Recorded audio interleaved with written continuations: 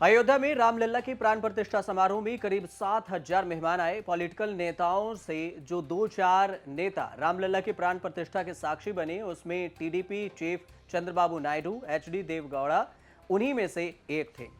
देवगौड़ा और बीजेपी का अलायंस हो गया है, लेकिन चंद्रबाबू नायडू और बीजेपी वर्षों से अलायंस में नहीं है। आंध्र प्रदेश में चुनावी सीजन में चंद्रबाबू नायडू राम भक्त बनकर अयोध्या पहुंचे, तो अब ये चर्चा तेज हो चली है कि टीडीपी और बीजेपी अलायंस की तरफ बढ़ रहे हैं। प्राण प्रतिष्ठा के बाद चंद्रबाबू नायडू और प्रधानमंत्री मोदी की कोई 1-to-1 मुलाकात नहीं हुई, लेकिन यूपी के डिप्टी सीएम केशव प्रसाद मौर्य ने लोकल होस्ट बनकर चंद्रबाबू नायडू को बढ़िया रिसेप्शन दिया। बढ़िया माहौल में हुई मुलाकात की फोटो सोशल मीडिया पर भी शेयर करने के बाद केशव प्रसाद मौर्य ने नए राजनीतिक समीकरण के बनने का इशारा किया। प्राण प्रतिष्ठा में कांग्रेस और विपक्ष के कई नेताओं को भी बुलाया गया था, लेकिन कोई गया ही नहीं। जो गए उनके विचारधारा बीजेपी से मैच करने लगी और इस वजह से वो रामलला की प्राण प्रतिष्ठा में भी पहुंचे। चंद्रबाबू नायडू मजे हुए नेता हैं, लेकिन राजनीतिक मौसम समझने में अक्सर भूल जाते हैं।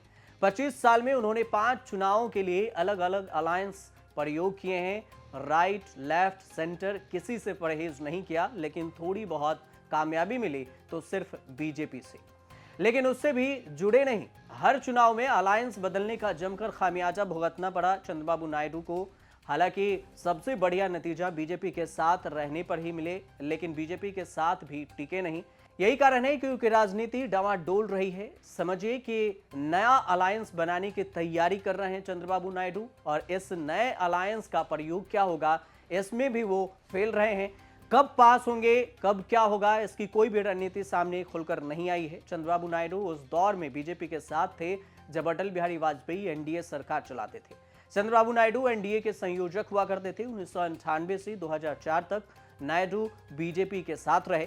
गठबंधन से बीजेपी का फायदा कम, चंद्रबाबू का फायदा ज्यादा होता रहा। 1999 के लोकसभा चुनाव से अलायंस में टीडीपी ने 42 में से 29 और बीजेपी ने 7 लोकसभा जीती थी। लोकसभा की सीटें जीतने के बाद विधानसभा चुनाव की अगर बात करें तो विधानसभा में 294 सीटों में से 192 सीटें टीडीपी ने और बीजेपी ने 12 सीटें ही जीत सकी थी। 2004 में चंद्रबाबू नायडू ने बीजेपी के साथ बने रहने की गलती की। लोकसभा चुनाव में कांग्रेस ने एनडीए को आंध्र प्रदेश में टीडीपी को हरा दिया। 2009 में चंद्रबाबू नायडू ने अलायंस का नया प्रयोग किया और कांग्रेस बीजेपी से दूरी बनाकर यूपीए से अलग होने वाले लेफ्ट पार्टियों और केसीआर की टीआरएस के साथ अलायंस बनाया।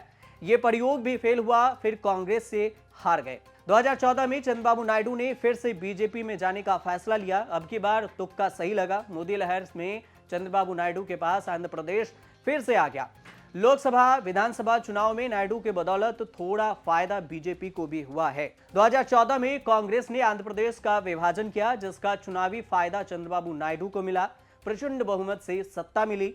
साझेदारी दिखाते हुए चंद्रबाबू नायडू के साथ रहे, लेकिन आंध्र प्रदेश को स्पेशल स्टेट्स वाले राज्य का दर्जा नहीं मिलने का बहाना बनाकर 2018 में एनडीए और बीजेपी को छोड़कर चले गए। जाते जाते मोदी सरकार के खिलाफ संसद में अविश्वास प्रस्ताव भी रख दिया, जिसे प्रचंड बहुमत से मोदी ने गिरा दिया। 2019 में एनडीए को छोड़ना चंद्रबाबू नायडू के खिलाफ आत्मघाती कदम साबित हुआ। लोकसभा चुनाव जीतकर बीजेपी ने सत्ता में वापसी की और विधानसभा चुनाव जगनमोहन रेड्डी की वाईएसआरसीपी जीत गई।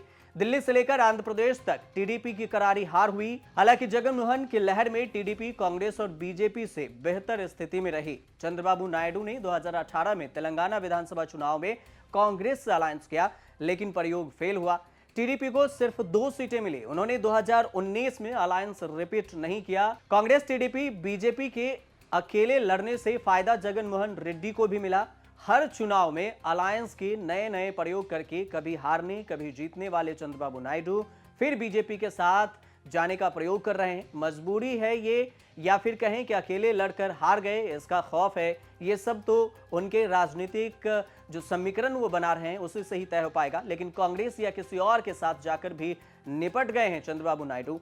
बीजेपी के साथ अलायंस से भी कभी हारे तो कभी जीत मिली। इस बार जो भी करेंगे उसमें रिस्क बड़ा है। राम मंदिर बनने के बाद देश का सियासी मौसम भाफते भाफते नायडू बीजेपी के पीछे पीछे अयोध्या पहुंच गए। साथ में थे जनता सेना पार्टी के पवन कल्याण।